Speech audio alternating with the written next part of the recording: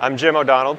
I'm lead application architect with Humana, and I'm here to talk about our how we DevOps Splunk in our environment. We started off with a challenge out running ITS retirement lifecycle, and we use Puppet in addition to that for putting down some of the prime applications on the servers, such as the antivirus and doing configurations for ulimits, transparent, huge pages, settings like that.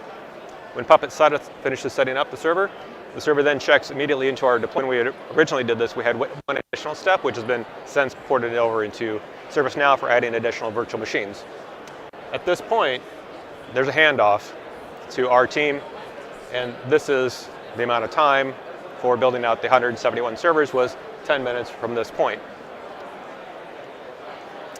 And prior to this implementation with ServiceNow, Puppet, and our configuration, this portion of time would have taken 30 to 90 days.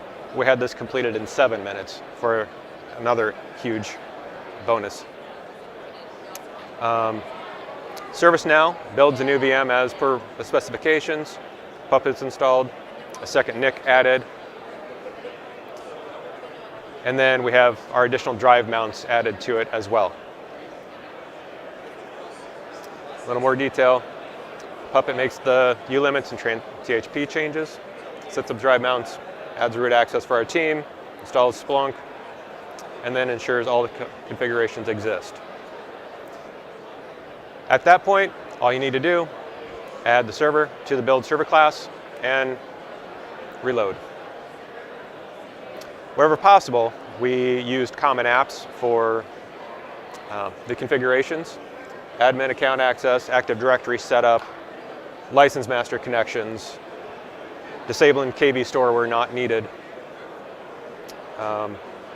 disabling the deployment client when the server first checked into our build deployment server is also in there. Our indexer clusters, they have specific rule sets for each cluster for setting up the primary build apps as well as the indexers.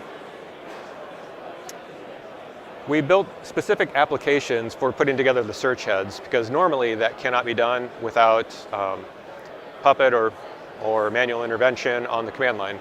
Splunk currently doesn't support any method for configuring a search head cluster through any other means, through standard config files.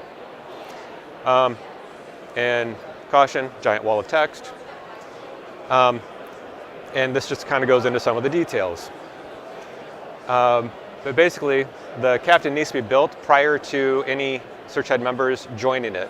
So we put together a script that would check to see if the cluster, if the captain was up before the other nodes could join into that cluster. And this is the script that we put together. It has the admin passwords and kind of blocked out here, but this is what we put together. So that goes out, it's deployed along with all the configuration scripts so that the search head clusters can be automatically created. Now, for managing the code between our environments, we have 3 long-running branches within our code base. We have a development branch, a QA branch, and then a production branch. Everything is checked into our Git repository running on TFS. And in order to ensure data quality and code quality between branches, we enforce reviewers between each branch. And then we have automated the release process from our code repository out to our deployers, cluster masters, and deployment servers. Once that's done, UAT has been completed in the QA environment. Then we require 2 code reviewers to review the difference between QA and production to ensure that what's going to be going into production meets quality standards. And again, automated releases from the Git repository into our production environment. And that is how we've done DevOps at Humana for Splunk.